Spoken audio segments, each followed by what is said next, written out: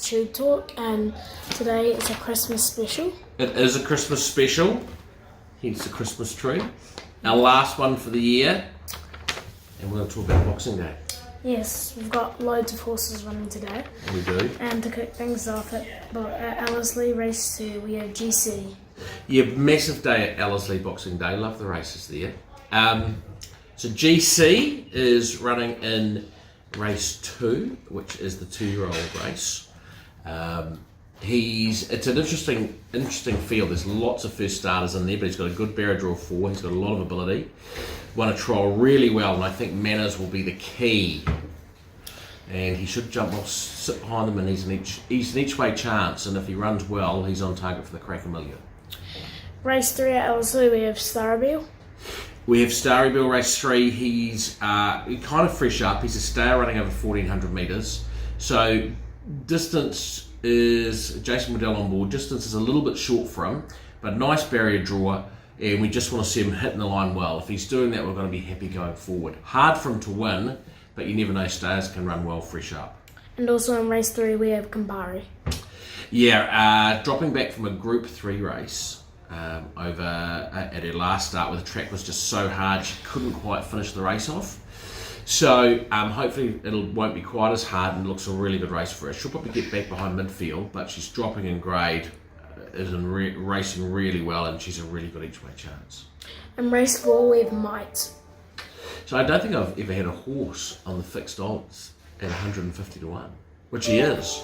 And I don't think that's fair. It's a really, really good field, but he, last start, he just we didn't realise, but his bloods were out, and after the race he wasn't feeling 100%, and that's why he didn't run well. We've treated that. He's got a really good barrier draw of 2, so he should be able to sit right behind the leaders, and he'll run far better than his odds suggest. He'll run a lot better than he did last start. And race 8 at LSE. Oh, wait, no, sorry, wrong race. That's right. Race 5 is Darcy Palmer. Yeah, so a race we've targeted him for, but unfortunately he's drawn barrier 13 to 14.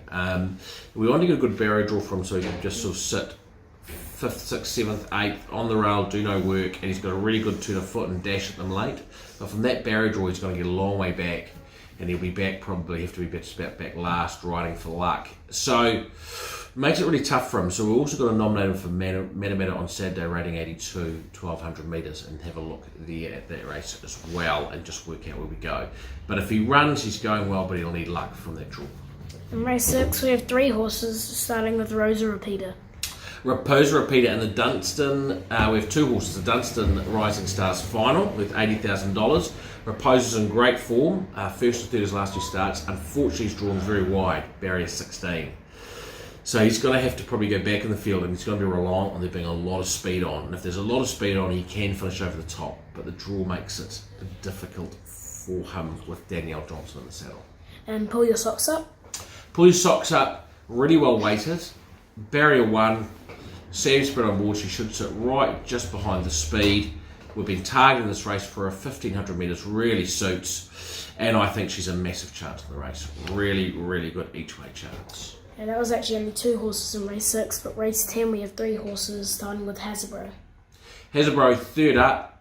He's been improving the whole way through. He's gone 5th and 5th, only run down late last start. Does have a big weight, but he's got a really good draw. He'll be able to sit handy just behind the speed, and he'll be in the thick of the finish. And we also have Rip 'em Up.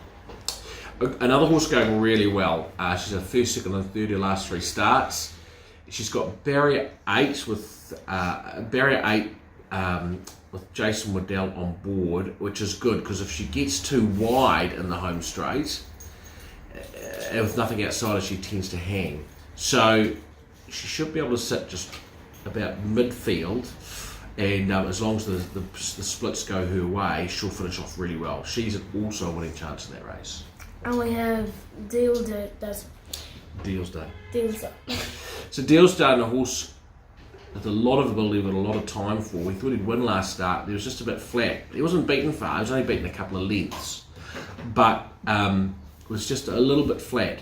So, but we've elected to keep him at the mile. His bad draw means that we're going to have to go back in the field, and Hope that there's a lot of speed on, but he's got a turn of foot that is good enough to win coming from the back if the speed's on. So certainly don't discount him because he can win. So we've got 3 good winning chances in that race. Wingatui race 7, we have Supermarine. Yes, so Supermarine is also another one I'm good for. She's first and second in the last 2 seconds in the first of the last 3 starts.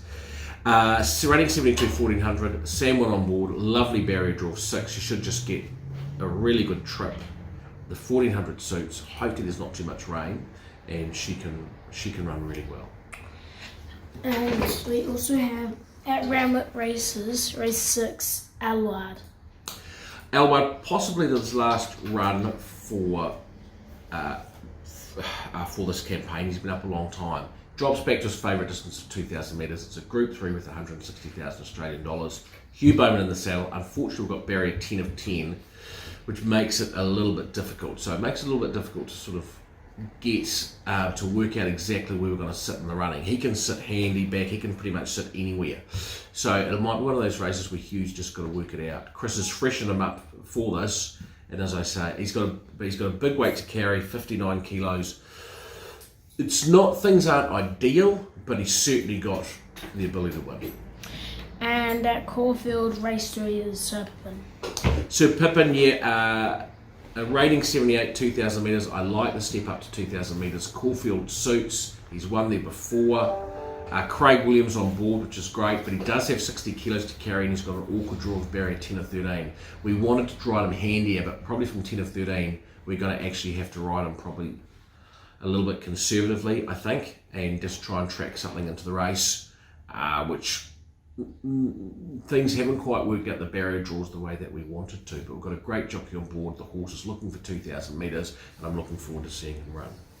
And bet of the week at LSE races, race 8 is Speedy Meaty. That's Maisie. Maisie, do you want to do the bet of the week? Shh. Bet of the week, Speedy Meaty. In really good form. Has got a couple of placings in strong races lately. Has barrier 4, well weighted. I don't think it's a particularly strong new market, and some of the favourite horses are drawn wide. She'll be right on the speed and deserves a win, I think, at about $6 is a good bet of the week. And that wraps up our final Tube Talk for 2019. It does. Before we go, I want to ask you, Doug, did you get any other subscribers from Doug the Bug? Yes, I did. I got like 6 or 7 more. So if you get a few more people subscribe to Doug the Bug, I don't want to chop and put it in there, you're going to have to do a video for Christmas. What are you thinking? I don't know, something fun. Maybe on Christmas Day. Yeah.